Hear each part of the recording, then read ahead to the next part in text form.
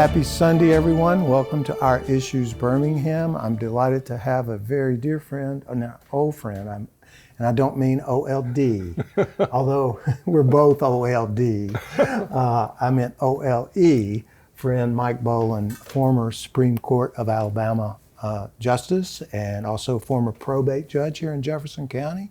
Lawyer for as long as I can remember. I've been a lawyer 45 years. You probably got me beat on that. A little bit.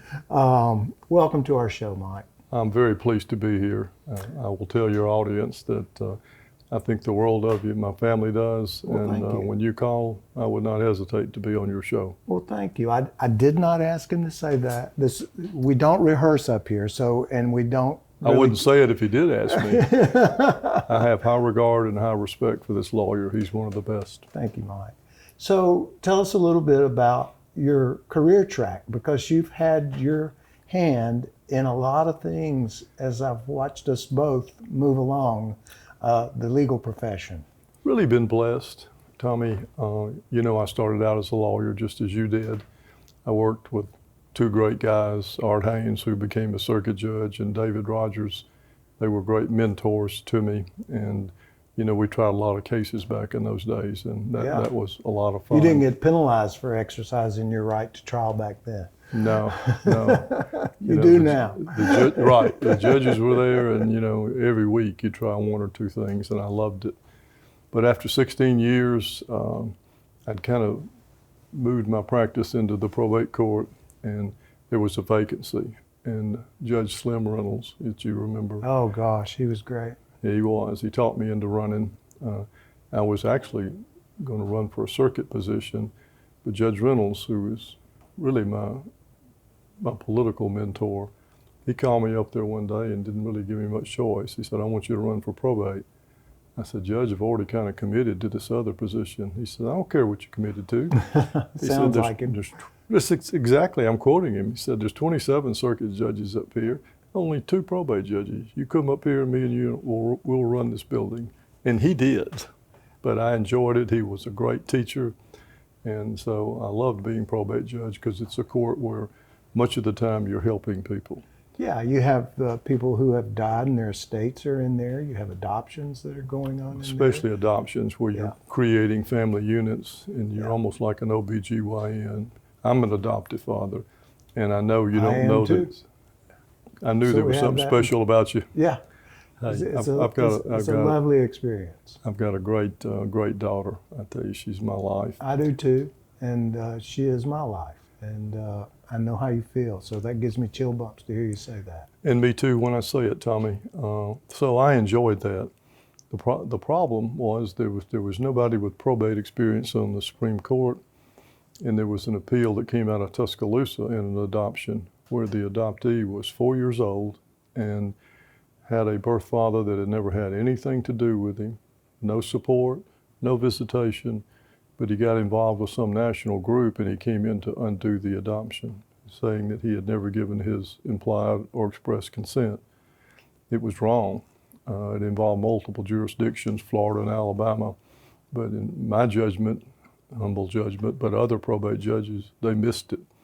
And, we were looking at a 4-year-old that was going to be taken from a home with a mother and father that he knew and given to a stranger that he'd never seen.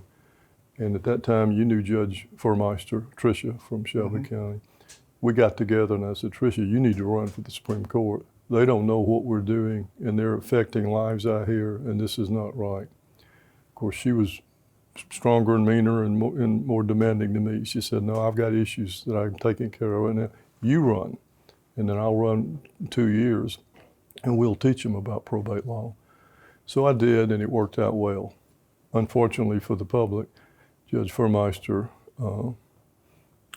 had a bad disease, and we lost her. But I've been down there, stayed down there for 18 years, so I'd always be able to have my say whether I was the author of the opinion or just joining in or against the opinion. He's talking about the Supreme Court of Alabama at this Correct. Point. And I love my time there. You are kind of statutorily term limited. You can't run for office after you turn 70. So I retired in January and I was absolutely miserable. I started talking to people about teaching, doing something to get up and go to work. And then Got to have a purpose. you do. You really do. I'd get up and I'd just be shaky because I'm not that good and I'm not that interested in playing that much golf. I needed to go to work like my dad raised me to do. So when Steve Ammons, who was my county commissioner, decided to take another position, he called me and I started thinking about it.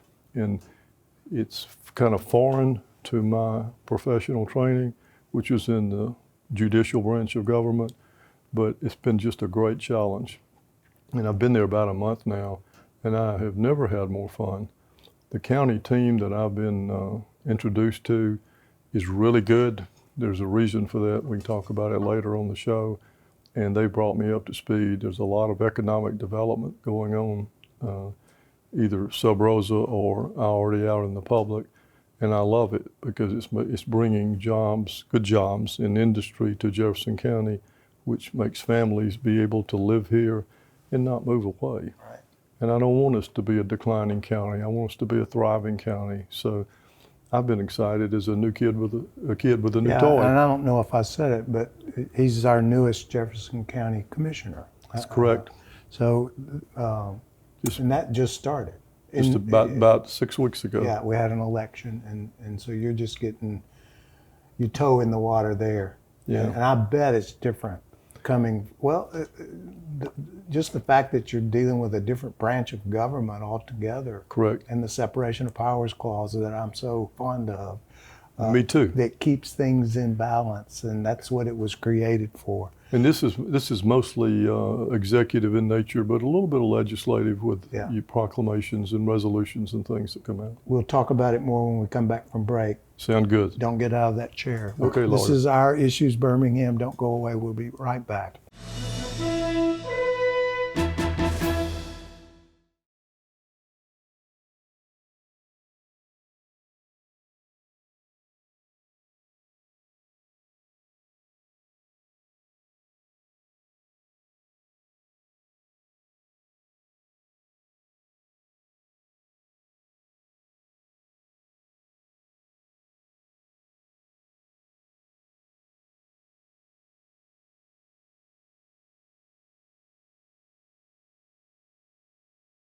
Welcome back to Our Issues Birmingham. I'm speaking with County Commissioner Mike Bolin, former judge, lots of judge, probate judge, Supreme Court judge, now County Commissioner. Now, Jefferson County has had its share of problems over the years, and it once went into bankruptcy. I've had Tony Patelis on before. I've had Jimmy Stevens on. I've had Joe Knight on.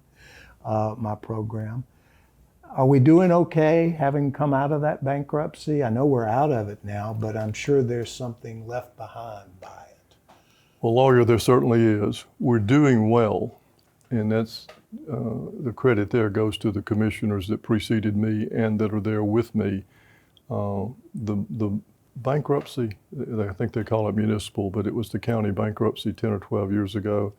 It was the most embarrassing thing I could ever imagine for a unit of government. It was the largest bankruptcy of its kind in the United States at that time. Still is the second largest. And it really put things in a bind. It was just very poor management under a different form of county government. I'm positive that it can never happen again. But it happened then, and we had some crime come out of it too. Yes, there were some people that went to prison, and probably rightly so. But we've climbed out of that with the commissioners, past and present, that faced austere budgets, but took care of the things that had to be taken care of for the citizenry and did the best they could. Now we're kind of coming out of it. We still have residual debt. We're in the middle right now of refunding the sewer debt that was, of course, non-dischargeable in the bankruptcy, and it's over $2 billion, and it'll be there probably when your grandchildren are there, but we're eating away at it now, and it's just going to take some time. How's our revenue stream? It's good. The revenue stream in general, not for the sewer fund, is doing good. This is a large county as far as economic development, we probably, we're not probably, we are the largest economic engine in the state. There may be others that match us for population, but as far as economic engine, we are the most popular and the biggest, probably with a budget of maybe 800 million. And yes, it is. And there's a lot of branches. It's a big county. You know, cities take care of much. If they have a city street, they'll pave it, take care of it. But if it's a county street or in the unincorporated areas, we still do that. So we've got a lot of branches of government. Back in the days that we got in trouble, each county commissioner was almost like a department head. You might be over sewers, you might be over hospitals. Or transportation, that sort of thing. And people that are wiser than me that preceded me created the county manager form of government. Cities have it, Vestavia has it, Mountain Brook has it, many of them do. And what that does is put a person in charge there. Get a good person, he or she, put them in charge of all the departments and let that person be the CEO. And that takes the governing body, the commissioners, out of the chain.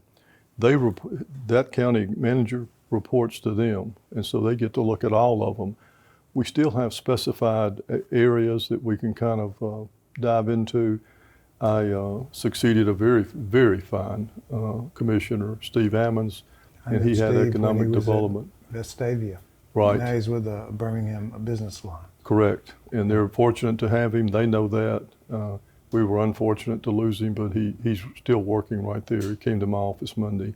He has a servant's heart still, and I know I can call him anytime I need outside help. But with this system, the budgeting is easier to see. We're in the middle of preparing budgets for the next fiscal year, and I love all that. I guess I'm just that dull and uninterested in other parts of life that this has been a great thing for me. Well, when I was in law school, I had Red Jones for law and accounting. Remember him? I do remember him well. He was a Supreme Court justice as well. He was. And he came in on day one and he said, the accounting is simple. And he drew 3 columns on the chalkboard at that time. And he titled them paid in, took out, left over. It's really that simple. It is that simple. But if you look at it on an Excel spreadsheet, if you can read one of them, I struggle with that. I struggle too. Isn't it basically you want to take in more than you spend? Yeah, absolutely, because you want to have a little reserve because bad things can happen. Tornadoes come through, things happen that you really can't account for, but you need to be prepared for. So we've got a little fun to do that, and people have different needs and want different things from their government. But I'm convinced, I was pretty much so as an outsider, I'm very much convinced from the inside that we are on the right track. We've got good people. We got good people running county government. I've met with all of them, and they're sincere, bright, want to come to work people, and I'm just thrilled with the way everything's going. Want to keep it going. You think there's good camaraderie amongst the commissioners? Yes. That you see? I don't hear, you only hear bad news, and I don't hear any bad news. No, we've got people from different walks of life. We've got male, we've got female, we've got white, we've got African American, we've got Republicans and Democrats. But at the end of the day, you really want everybody to do well. We represent little slivers, 1/5 slivers of the county, but you're really a county commissioner. So if another commissioner's got a problem, I want to see that that's addressed too. These are human beings in their districts, so you want to help everybody as best you can and keep it solvent. Which areas of the county did they give you to look after? Well, I've got my home city of Vestavia. I've got Mountain Brook. I've got a good bit of Hoover, most of Homewood, even got a little bit of Irondale and Leeds, believe it or not. That's just the way the little squiggly lines were drawn. But every one of them is mine, and I listen to their complaints, their suggestions, and try to address either one. But again, we're talking about the whole. For instance, there's a district to the left of me that's District 3, I guess, And they don't have all the cities there to take care of needs. So there's really a different kind of needs in the unincorporated areas of Jefferson County. But you got to take every one of them is important. We'll talk about the future when we come back from break. Sounds good. Don't leave us. We'll be right back. This is Our Issues Birmingham.